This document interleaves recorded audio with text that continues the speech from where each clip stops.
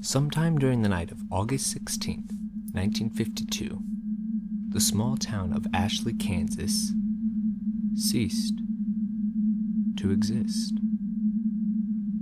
At 3:28 a.m. on August 17th, 1952, a magnitude 7.9 earthquake was measured by the United States Geological Survey. The earthquake itself was felt throughout the state and most of the Midwest. The epicenter was determined to be directly under Ashley, Kansas. When state law enforcement arrived at what should have been the outskirts of the farming community, they found a smoldering, burning fissure in the earth, measuring 1,000 yards in length and approximately 500 yards in width. The depth of the fissure was never determined. After 12 days, the statewide and local search for the missing 679 residents of Ashley, Kansas was called off by the Kansas state government at 9:15 p.m. on the night of August 29, 1952. All 679 residents were assumed to be dead. At 2:27 a.m. on August 30th, 1952, a magnitude 7.5 earthquake was measured by the United States Geological Survey. The epicenter was situated under what used to be the location of Ashley, Kansas. When law enforcement investigated at 5:32 a.m., they reported that the fissure in the earth had closed. In the 8 days leading up to the disappearance of the town and its 679 residents, bizarre and unexplainable events were reported by dozens of residents in Ashley, Kansas, and law enforcement from the surrounding area. A resident by the name of Gabriel Jonathan reported a strange sight in the sky above Ashley. The town itself, having no official branch of law enforcement, called into the station of the neighboring town of Hayes. Gabriel reported what appeared to be a small black opening in the sky. Within the next 15 minutes, the Hayes police station became overwhelmed with dozens of phone calls, all reporting the same phenomenon. The phenomenon was never reported by any neighboring communities. A decision was made to send a trooper to Ashley to investigate the matter the following morning. At 7:54 a.m. on the morning of August 9th, 1952, Hayes police officer Alan Mace radioed the Hayes police station. He reported that despite following the one-way road leading into Ashley, he had become lost. According to his report, the road continued along its normal path, but somehow ended back up in Hayes. Officer Mace went on to add that the road never curved or bent in any direction. At 9:15 a.m., 7 of the town's 10 police cars were sent to investigate the situation, and all members of the team came to the same conclusion.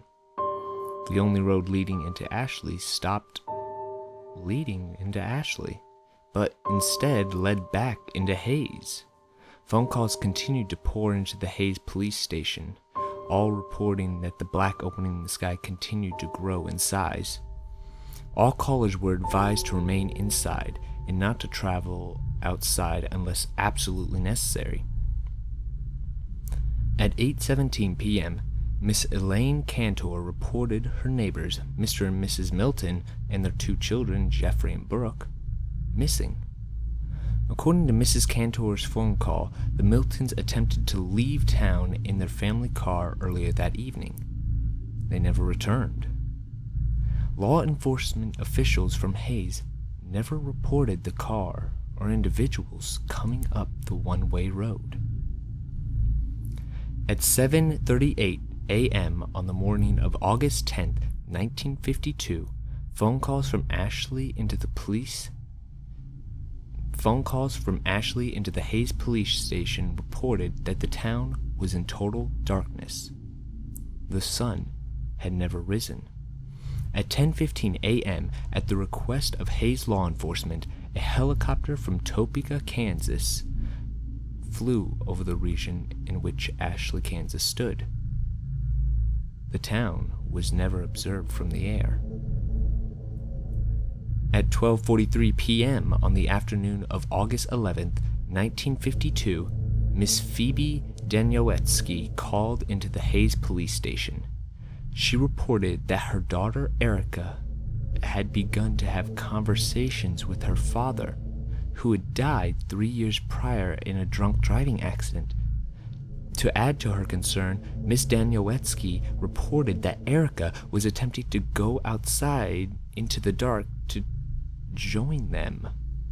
Over the course of the next 12 hours, a reported 329 phone calls were placed into the Hayes police station, all describing similar phenomenon with the children of the town.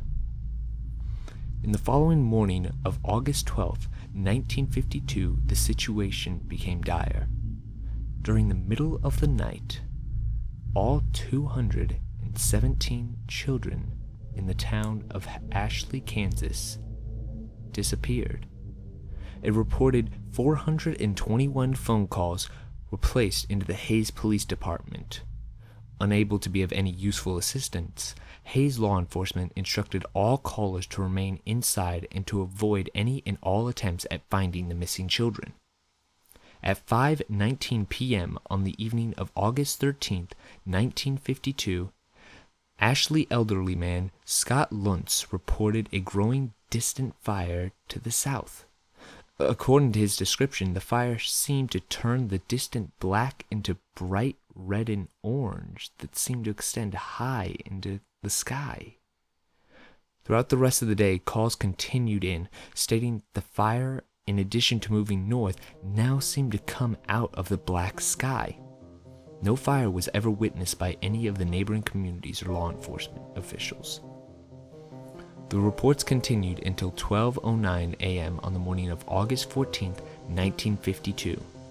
The last phone call was placed by a Mr. Benjamin Edicott, and he reported that the fire in the sky had grown so intense that it began to appear as daytime over the town. The phone call ended abruptly. From the phone call placed by Benjamin Sherman Edicott. Just hold on. Wait.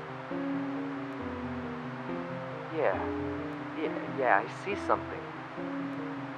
It's to the south. It looks like... The next phone call wouldn't be placed until the following evening. The following is the entire transcript of the final phone call to be received by the Hayes Police Department out of the town of Ashley, Kansas. It was placed at 9:46 p.m. on the evening of August 15, 1952. In this recorded phone call, the officer on duty is Officer Peter Welsh. The caller has been identified as Miss April Foster. Hayes Police Department. Hello? Yes, hello? Ma'am, who am I speaking with? My name is April Foster. Please, sir, please help me. What is happening, ma'am? Last night they came back.